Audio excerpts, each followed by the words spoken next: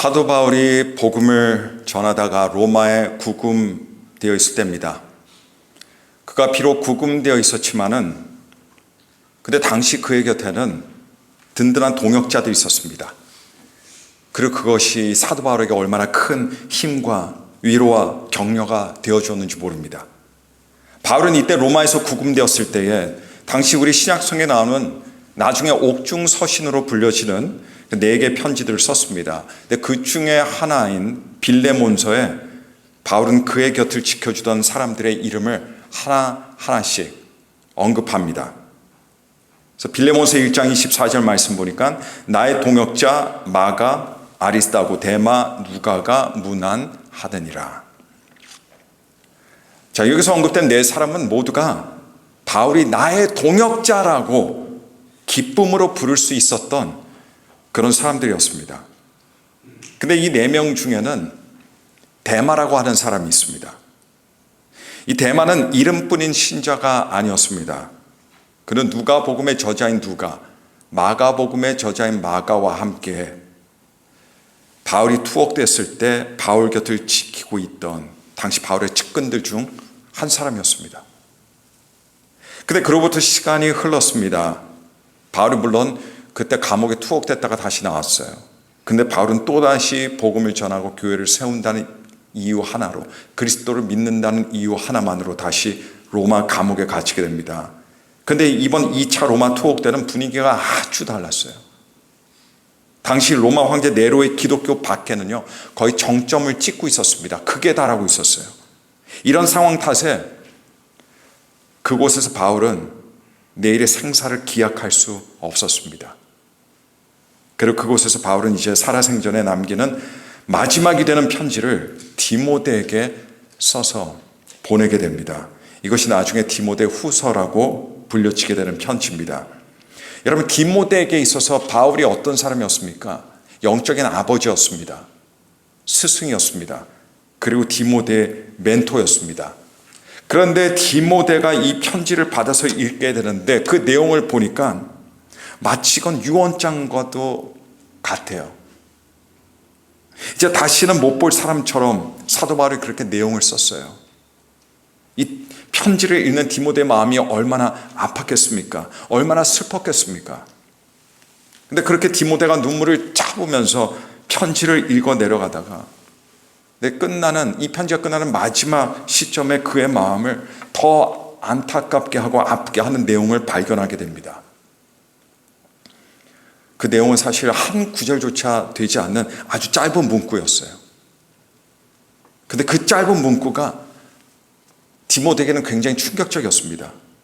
그 구절이 바로 디모데후서 4장 10절입니다. 전체 구절도 아니에요. 한 일부분입니다.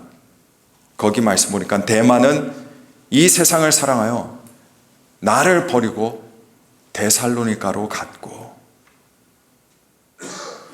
바울이 이제 여기서 살아서 나가지 못하겠구나 생각하던 바로 그때에 그곳에 그 시기에 바울의 동역자였던 데마가 바울을 버리고 데살로니가로 떠난 겁니다.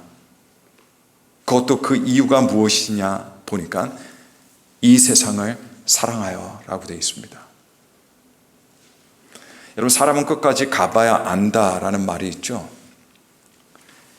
근데 이 말을 어떤 각도에서 보더라도 정말 맞는 말이지 않은가 그런 생각이 듭니다. 그 누구도 바울과 동행했던 데마가 그것도 세상을 사랑해서 떠나게 될 것이라는 건 아무도 상상하지 못했습니다. 근데 데마는 믿음을 버리고 떠난 겁니다. 그것도 어려움에 처했던 노사도 바울을 떠나서 화려한 도시로 데살로니가로 떠났습니다. 역사는 데마가 데살로니가에서 어떻게 살았는지 그 이유에 대해서 기록하지 않습니다. 확실한 것은 그가 믿음의 길에서 떠났기 때문에 더 이상 박해를 받지 않았습니다. 핍박을 받을 필요가 없었습니다. 더 이상 감옥에 들락날락 거릴 필요도 없었습니다. 사실 거기서 데마가 자기가 그토록 원하던, 그래서 떠나게 했던 그런 세상의 편안함과 즐거움을 얻었는지는 모르겠습니다. 하지만 그 이름은 그날 이후로 흔적도 없이 영원히 사라지게 돼요. 여러분, 사람의 인생은 중요한 것들이 많습니다. 근데 결정적으로 우리 삶의 궤적을 결정하는 것들이 몇 가지가 있어요. 그것은 우리가 무엇을 사랑하냐, 그거에 전적으로 달려 있습니다.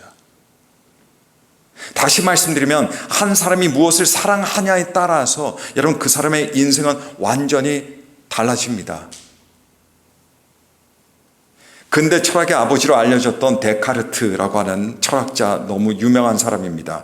그 사람이 남긴 유명한 말이 뭡니까? 나는 생각한다, 고로 나는 존재한다. 나는 생각한다, 고로 존재한다. 근데 이 17세기 데카르트가 존재하기 훨씬 전에 4세기 때 어거스틴이라고 하는 기독교 철학자가 인간은 생각하는 존재 이전에 인간은 사랑하는 존재다라고 그렇게 규정했습니다. 어거스틴에 의하면 우리는요, 우리가 아는 것을 행하는 것이 아닙니다. 우리가 사랑하는 것을 행하는 겁니다. 그리고 우리가 아는 것을 추구하는 것이 아니라 실은 사랑하는 것을 추구한다는 거예요. 사람에게는 문제가 생기는 때가 있는데 그 중에 두 가지의 경우를 보면 하나는 사람이 몰라서, 무지해서, 지식이 없어서 어려움이 생기고 문제가 생깁니다. 성경의 예를 볼까요? 예수님께서 십자가 위에 달려 돌아가실 때 당시 유대 지도자들과 로마 군병들은요, 자신들이 메시아를 죽이고 있다는 것을 몰랐습니다. 그리고 결국 그들은 하나님의 아들을 죽이는 상상할 수도 없었던 인류 역사상 가장 큰 죄를 범하고 말았습니다. 이런 그들을 보시면서 예수님께서 십자가의 마지막 기도를 올리시던데 어떻게 기도하십니까? 십자가 위에서 이렇게 기도하셨습니다. 아버지, 저들을 사하여 주옵소서. 자기들이 하는 것을 알지 못함이니이다. 지식이 없을 때, 무지할 때 사람에게는 문제가 생깁니다. 근데 두 번째 경우는 무지 때문에 발생하는 문제보다 훨씬 심각한 문제예요. 그것은 뭐냐면 아는데도 불구하고 아는 대로 행하지 않는다는 겁니다. 알아요. 다 알아요. 그냥 아는 대로 살지 않습니다. 이게 더 큰 문제예요. 다윗은 간음죄와 함께 살인죄를 저지른 사람이었습니다. 여러분 생각해 보세요. 다윗이 간음죄가 나쁘다는 걸 몰랐습니까? 살인하면 안 되는 것에 대해서 무지했습니까? 아니요. 그러면 안 된다는 건 너무나도 잘 알고 있었어요. 근데 그 죄들을 지은 겁니다. 자신이 아는 것과 완전히 반대로 행한 거예요. 여러분, 우리가 나쁜 것들, 나쁘다는 것을 모르고 하는 것이 아니에요. 다 압니다. 다 알아요. 근데 그냥 하는 겁니다. 미움과 시기와 질투와 다툼과 분냄과 불순종과 험담과 기타 등등, 이것들 다 나쁜 것들이라 모르는 사람이 어디 있습니까? 다 알아요. 그런데 아무 거리낌 없이 합니다. 마치 이것들이 나쁜 것들인지 모르는 것처럼 아는데도 그렇게 합니다. 여러분, 이것이 구약의 이스라엘 백성들의 반복되는 패턴이었습니다. 이런 악순환. 그들에게 율법이 없어서 그들이 죄에 빠진 것이 아니었습니다. 하나님을 몰라서 죄 속에 살아간 것이 아니었어요. 하나님의 뜻을 선포하던 선지자들이 없어서 그들이 하나님의 뜻을 듣지 못해서 그렇게 죄 가운데 거한 것이 아니었어요. 아는데도 다 그렇게 죄 속에 살았습니다. 왜 도대체 우리는 아는데도 불구하고 그렇게 아는 대로 살아가지 못하는 것일까요? 그 이유는요, 우리 머리에 문제가 있는 것이 아니라 우리 마음이 잘못되었기 때문입니다. 마음의 문제입니다. 그만큼 마음이 타락한 거예요. 그만큼 마음이 부패한 겁니다. 근데 마지막에 어떤 일이 일어나냐면 마음이 부패한 대로 가면요, 아는 대로가 아니라 마음이 가는 대로 행합니다. 아는 대로 살아가지 않고 마음이 가는 대로 살아가는 거예요. 그래서 사랑하면 안 될 것을 사랑합니다. 그리고 사랑해야 하는 것을 사랑하지 않습니다. 이것이 사람의 인생을 망칩니다. 이것이 신앙인의 삶을 망칩니다. 예수께서 이 땅에 사역하실 때 한 청년이 찾아왔습니다. 그는 유대 사회가 선망하는 모든 것을 가지고 있던 그런 사람이었죠. 젊음이 있었습니다. 재력이 있었어요. 그리고 사람들이 부러워할 만한 관직도 있었습니다. 사회적 지위가 있었다는 이야기예요. 다 가지고 있었습니다. 이 청년이 지나가니까 사람들이 길을 터주면서 수군댑니다. 야, 저 청년 복된 사람이다. 하나님이 사랑하시는 것이 분명해. 근데 이 완벽한 사내가 예수님 앞에 나와서는 예수님께 이런 질문을 던졌습니다. 선한 선생님이요, 내가 무엇을 하여야 영생을 얻으리까? 여러분, 사실 그는 평생 무엇을 하는 삶을 살았어요. 십계명을 지켰고 가난한 자들을 구제했습니다. 종교적인 의무를 다 지키려고 늘 노력하던 사람이었어요. 그래서 사실 예수님 앞에서도 당당하게 내밀 수 있는 어떤 자기의 이력서가 있었습니다. 근데 예수님께서는 우리의 이력서를 보시는 게 아닙니다. 예수님께서는 우리의 마음을 보십니다.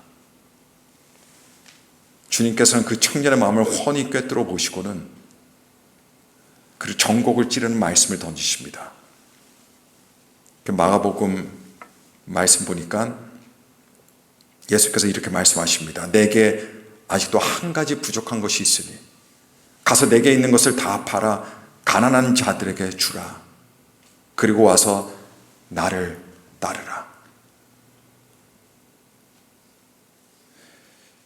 이 말씀을 듣는 순간 이 청년의 마음에 거대한 폭풍이 일어났습니다. 그리고는 안색이 변했어요. 그리고 등을 돌려서 예수님을 떠났습니다. 예수님께서는 자신을 따르라고 하셨거든요. 나를 따르라. 근데 청년이 뭘 합니까? 예수님을 따른 게 아니라 예수님을 떠났습니다. 뭐 때문에 그렇습니까? 돈 때문에 떠났습니다. 사실 예수님은 그의 돈을 원하신 것이 아니셨죠. 예수님께서는 그 청년의 마음에 돈을 절대로 버릴 수 없는 돈에 대한 사랑을 보신 겁니다.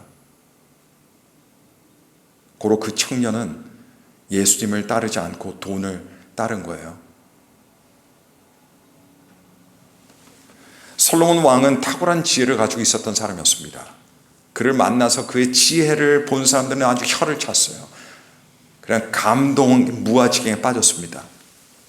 그의 지혜에 대한 소문이 온 나라뿐만 아니라 다른 나라까지 자자했기 때문에 멀리서 그의 지혜를 보기 위해서 멀리서 찾아오는 사람들도 많았습니다.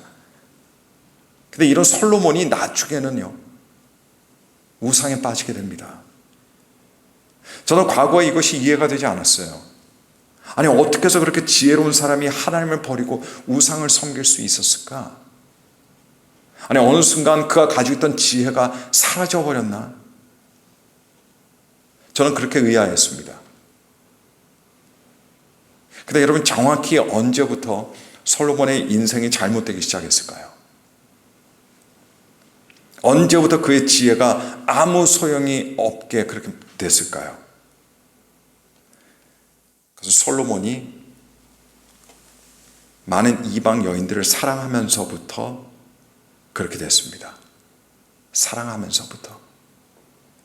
사랑이 솔로몬의 인생의 궤적을 완전히 바꾼 겁니다. 잘못된 사랑은 그 사람의 인생을 망칩니다. 솔로몬이 대표적인 사람입니다. 사람의 인생은 무엇을 아는가가 아닙니다. 그 사람이 무엇을 사랑하는가에 따라 달라져요. 지식이 사람을 변화시키지 않고요. 사랑이 사람을 변화시킵니다.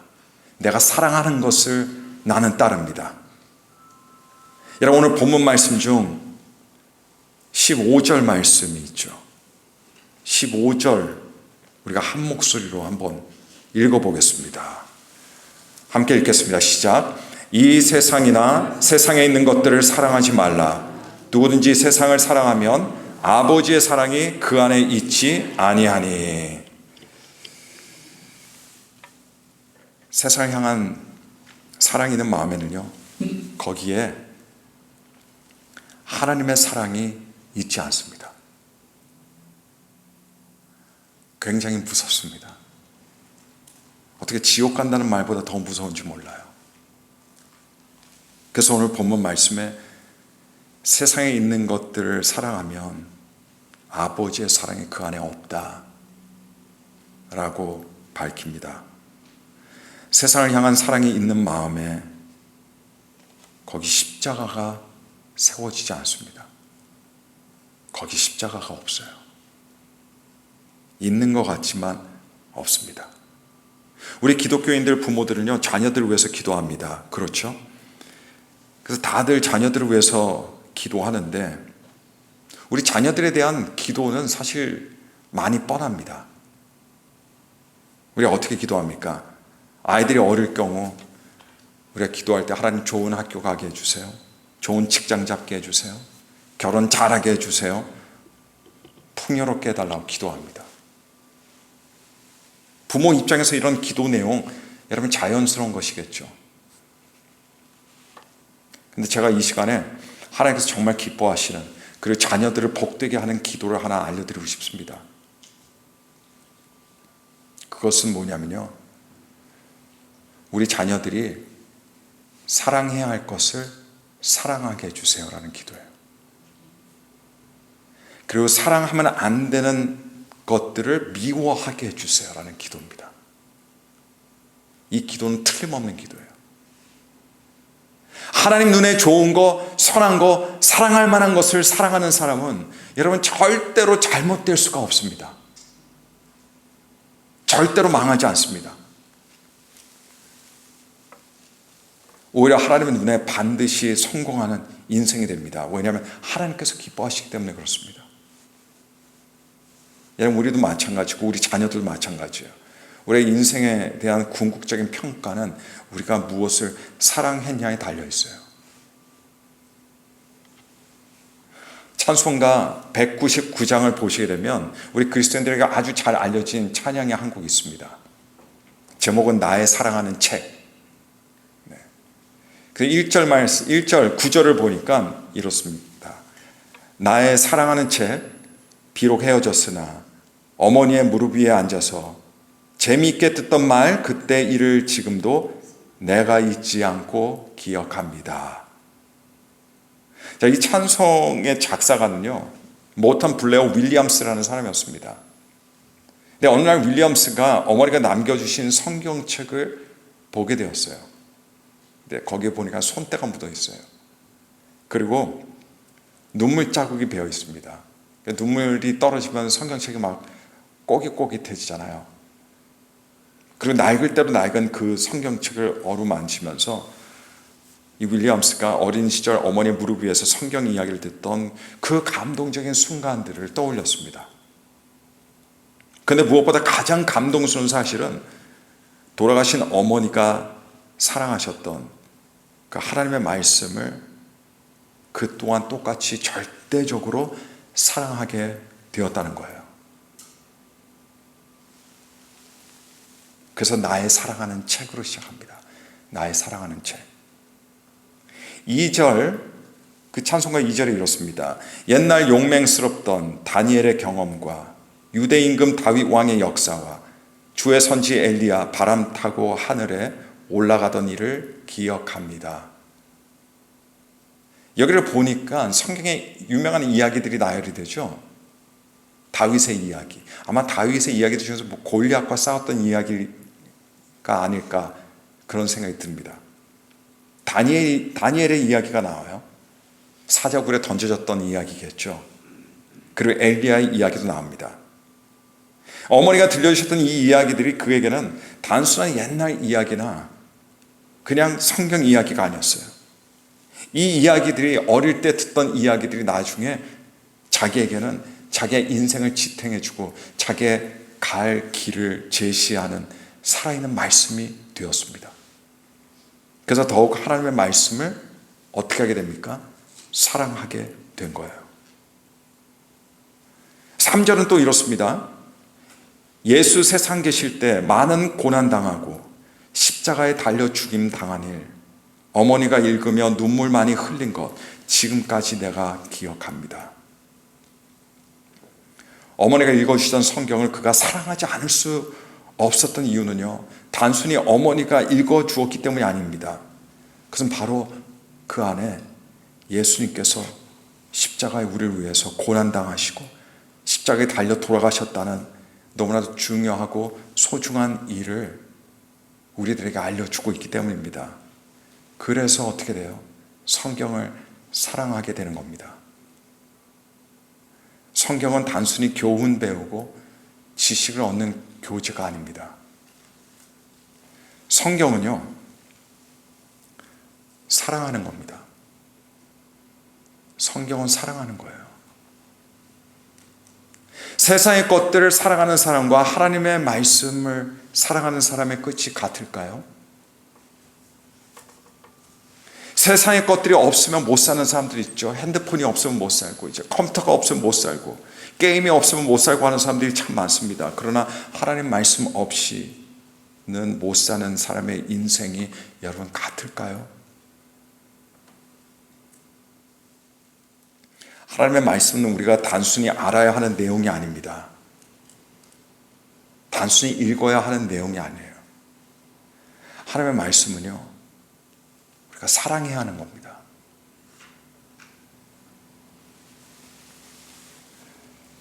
누가 여러분 어떤 책을 가지고 나 이 책을 사랑해 이렇게 얘기하는 사람은 없죠. 그러나 이 작사가 윌리엄스는 성경을 보고 나의 사랑하는 책, 그렇게 표현했습니다. 그게 맞는 신앙이에요, 여러분.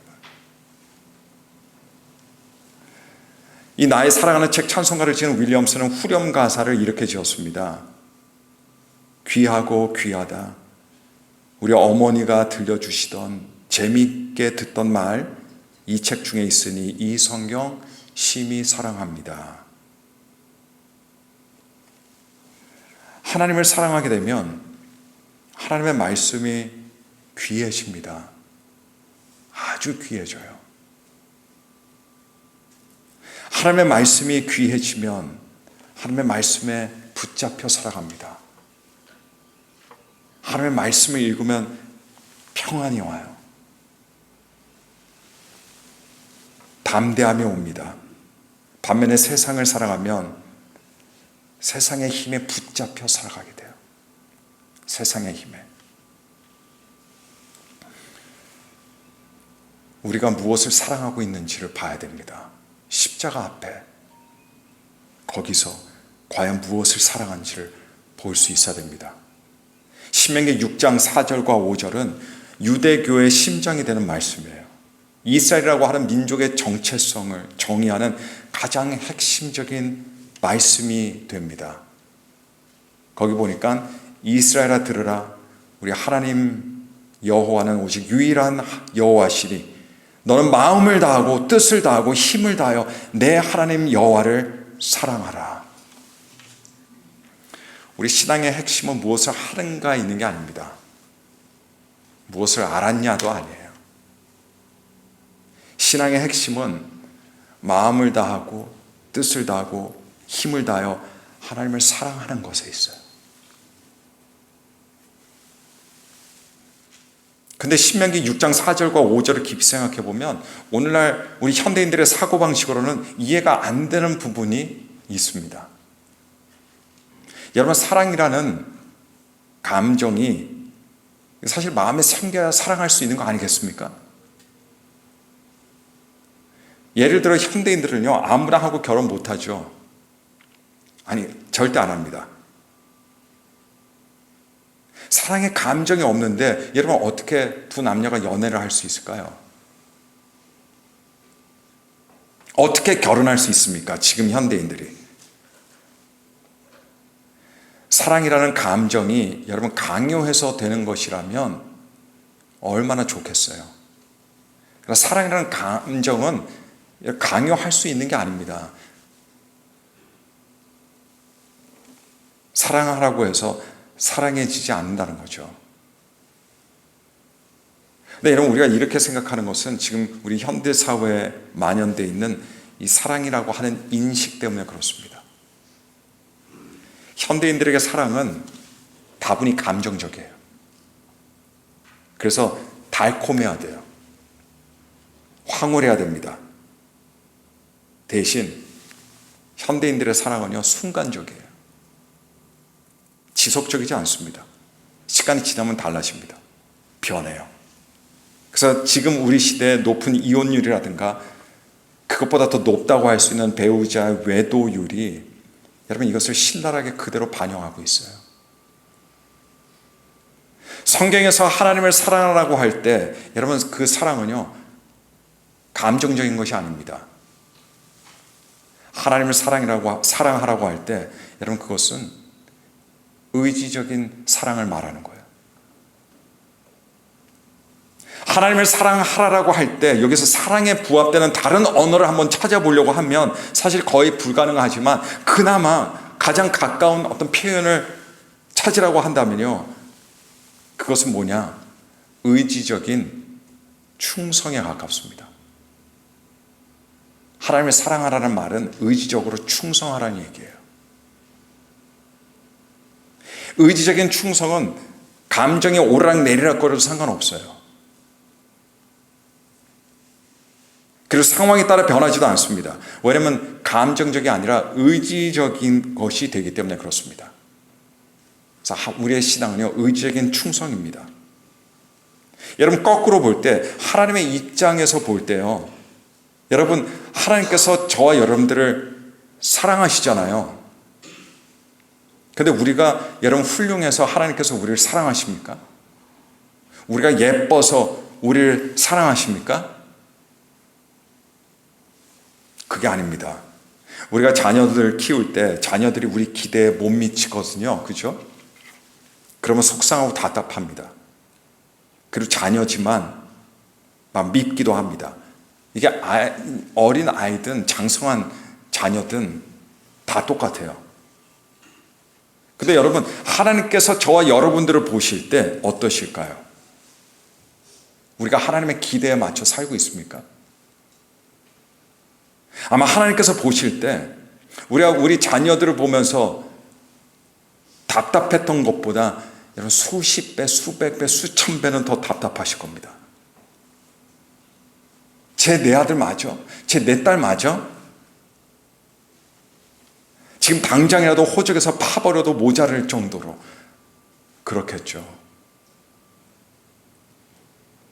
근데 여러분, 근데도 하나님이 우리를 사랑하신다는 거예요. 왜 그러실까요? 하나님의 신실함 때문입니다. 우리의 신실함 때문이 아니라 하나님의 신실함 때문입니다.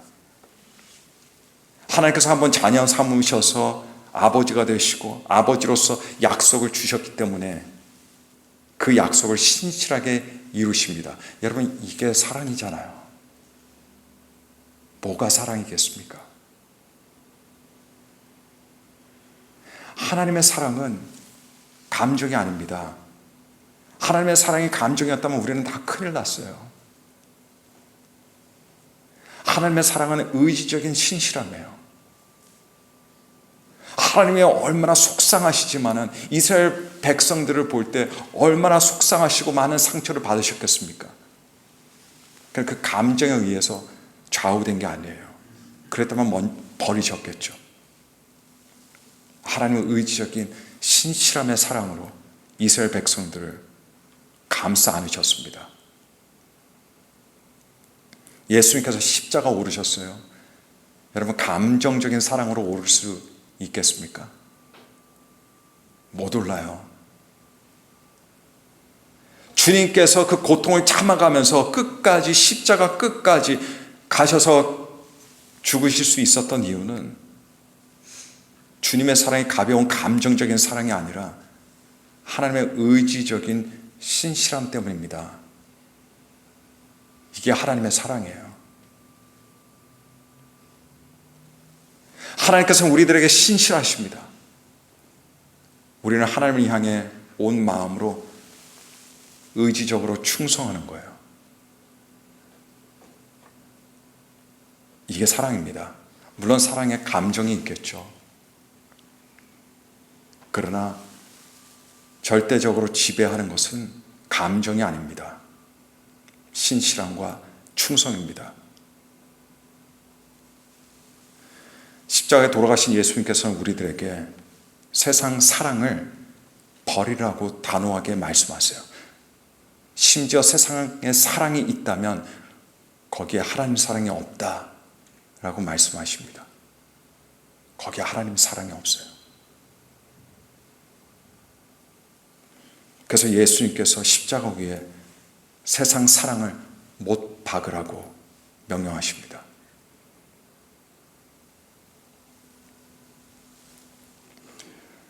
소돔과 고모라가 망할 때 롯의 아내가 같이 도망쳤습니다. 멀리까지 왔어요. 근데 소돔과 고모라가 망하는 그걸 뒤돌아봤어요. 미련이 남았죠. 그 자리에서 소금 기둥으로 만들어졌습니다. 소돔 고모라 안에 있는 것이 아니었어요. 바깥에 나왔음에도 불구하고 소금 기둥으로 변하고 말았습니다. 몸이 어디 있냐가 중요한 게 아니에요. 마음이 어디 있냐가 중요합니다. 롯의 아내 마음에는요, 소돔과 고모라에 대한 사랑, 세상 사랑이 있었기 때문에 비록 거기서 나왔다 할지라도 뒤돌아볼 수밖에 없었고 소금 기둥으로 변할 수밖에 없었습니다. 여러분, 세상 사랑하면서 신앙생활 못해요. 세상 사랑을 가지고 하나님 사랑 못합니다. 세상 사랑을 가지고 있으면서 십자가 길 절대 못 걷습니다. 세상 사랑을 버리지 않으면, 십자가에 못 박지 못하면 그 사람의 발걸음은 뻔합니다. 대마의 길을 걷게 됩니다. 대마의 길을 걷게 됩니다. 여러분, 세상 사랑을 버리십시오. 여러분께서 진짜 무엇을 사랑하는지를 보세요. 하나님께서는 여러분들의 사랑을 원하시는 겁니다. 그리고 예수님을 사랑하십시오. 예수님의 십자가를 사랑하십시오. 그게 고난 주간을 맞이하는 우리의 결단이 되어야 됩니다. 세상 사랑하면서 와서 부활절 예배 드리고 신앙생활 하는 건 맞는 게 아닙니다. 하나님은 우리 마음의 사랑을 보세요. 그리고 아십니다. 우리가 무엇을 사랑하는지를 아세요. 하나님을 사랑하시고 예수님을 따르시는 우리 복된 주님의 자녀들이 되시기를 간절히 축원합니다.